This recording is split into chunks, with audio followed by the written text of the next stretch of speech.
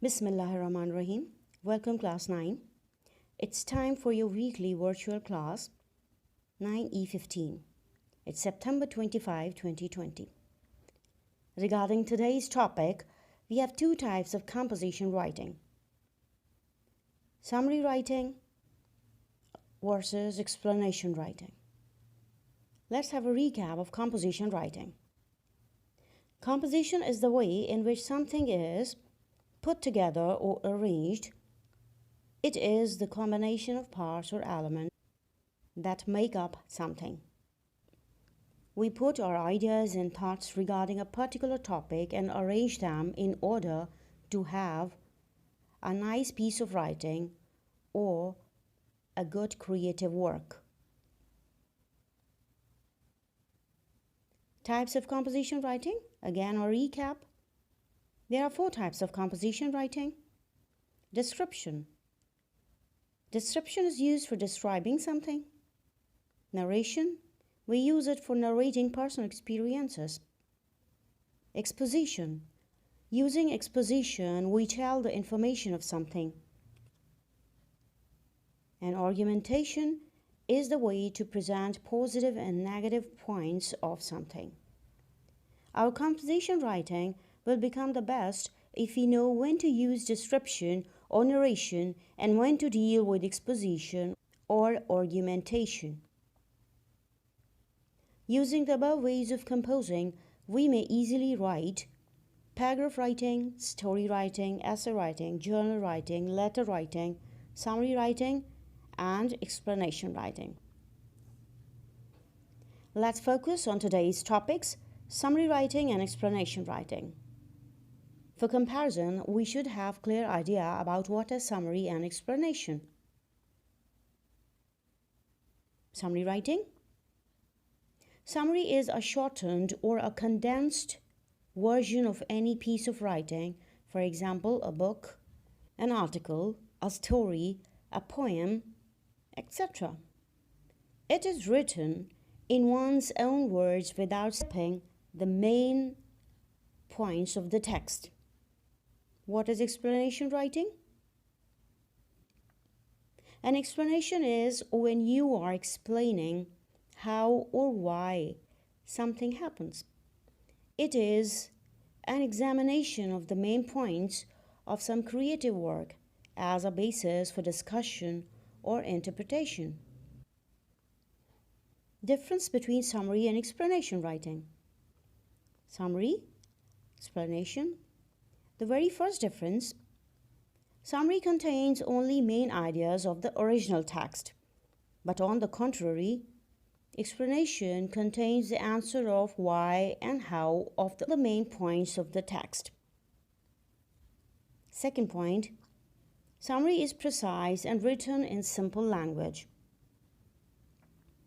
On the other hand, it is a detailed version including the genre of the text, the author, characters and their costumes, their emotions, feelings, and even changing moods, the language used in the text as well. Do not insert any of your own opinion, interpretations, deductions, comments into a summary. On the other hand, you can add your opinion to the text, interpret it, even comment on the conclusion. Tips for summary writing. As our main focus is on summary writing, here are some tips to write a nice summary. Needs to be clear to someone who hasn't read or seen the original text. No specific details, dates, examples, quotations, or figures unless essential. Be concise, not wordy. Use your own simple language instead of textual expressions. Unlike comprehension and summary, we may take liberty to use our own simple expressions. Be objective and do not add your opinion. The author's or the poet's views should not be affected while writing a summary. Do write in third person. Let's have a look at the structure of a summary. Summary can be written in only one paragraph with suitable topic sentence, supporting details, and a proper conclusion. But we prefer 3 paragraphs at this level. Paragraph number 1. Identify the title, author or speaker along with the theme. Number 2.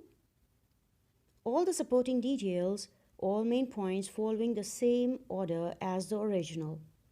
And paragraph 3, which is the conclusion, has the restatement of the theme. A specimen, unit number 8, which is a poem, Stopping by Words on a Snowy Evening, by Robert Frost, 1874 to 1963. Whose words these are, I think I know. His house is in village, though. He will not see me stopping here to watch his woods fill up with snow. My little horse must think it queer to stop without a farmhouse near.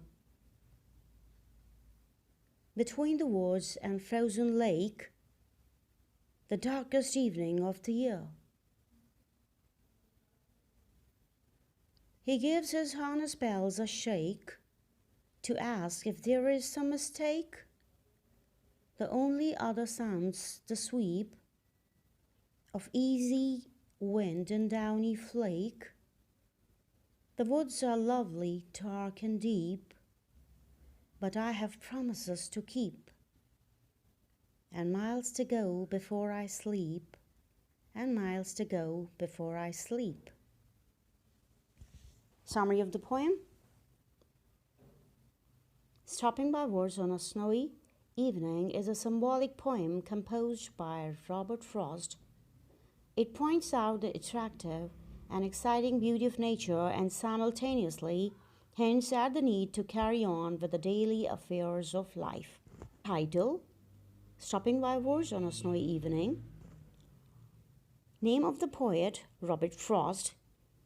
And the theme, paragraph number 2.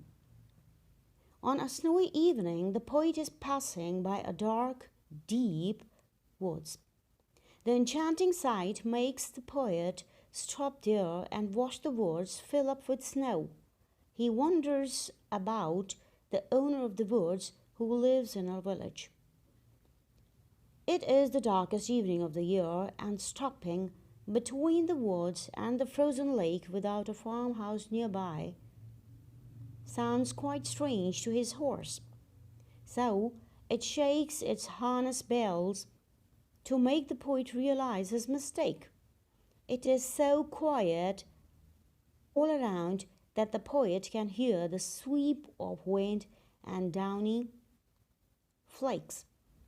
The awe-inspiring beauty of the woods captivates him so much that he yearns to stay there for long and forgets about everything else. But soon his duties and responsibilities of everyday life bring him back from the world of imagination. He realizes the necessity of fulfilling certain promises and obligations and thus restarts his journey. All details regarding the speaker's experience on the darkest evening is there with the required details like a story. Now paragraph number 3. The poet concludes in a convincing tone that the world of fantasy is very fascinating, but one must maintain a balance between the world of reality and that of imagination.